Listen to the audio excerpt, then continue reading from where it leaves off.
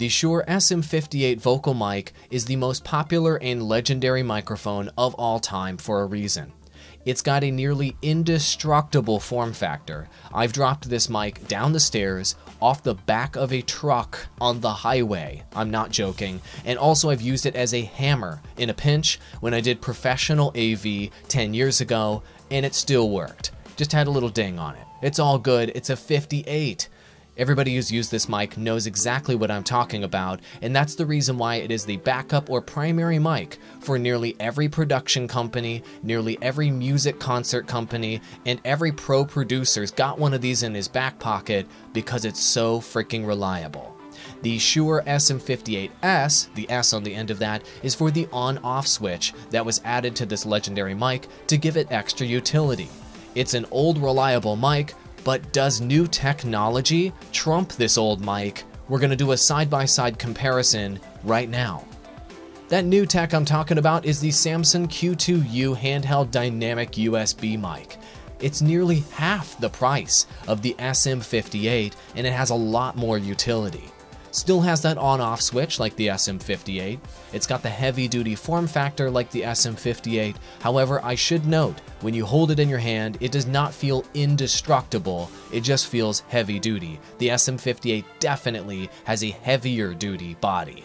It has an USB jack on the bottom of the microphone as well as an XLR output, so you can plug this mic into literally anything and you're going to get a signal.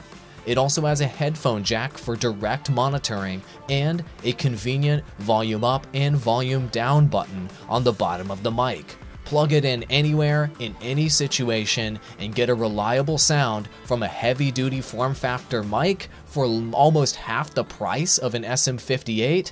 It sounds too good to be true. Well, a rep sent me this mic to do this review.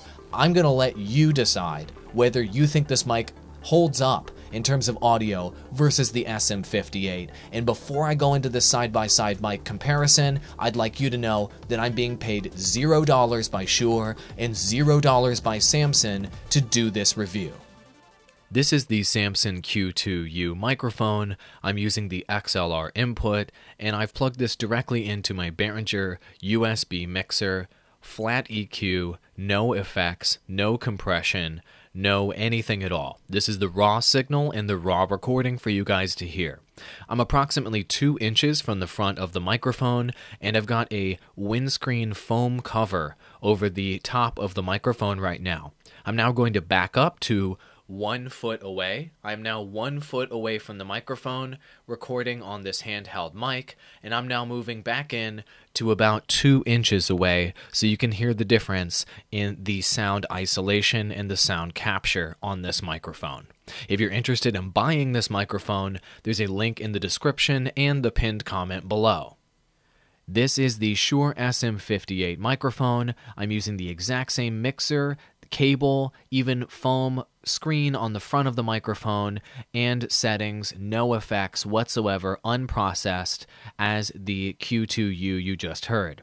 I'm approximately 2 inches from the front of this microphone, and I'm using the XLR output so you can have a nice side-by-side comparison of these two mics. I'm now going to back out to approximately 1 foot away from the microphone right now, and you can hear how the sound isolation is and how the sound profile is if you decide to back this handheld mic out a little bit. And then I'm going to come back in to approximately 2 inches away from the microphone so you can hear the difference there. There's a link in the description as well as the pinned comment below if you're interested in picking up a Shure SM58 or Shure SM58S with the on-off switch. It would not be fair to the Samson Q2U if I did not record using the USB input so you can hear the difference between that and the XLR input. So this is the USB input directly into my computer at the highest level of quality that USB can provide, and I'm currently 2 inches away from the microphone. This is completely unprocessed audio. There are no effects on this. It's just USB direct into my Sony Vegas recorder, and I'm using that same foam windscreen over the top of this microphone to reduce those pops. I'm going to back out to about 1 foot away so you can hear the different sound profile when you back this handheld out a little bit, and I'm currently about 1 foot talking directly into the front of the microphone, and I'm coming back into about 2 inches away from the microphone so you can hear the difference there.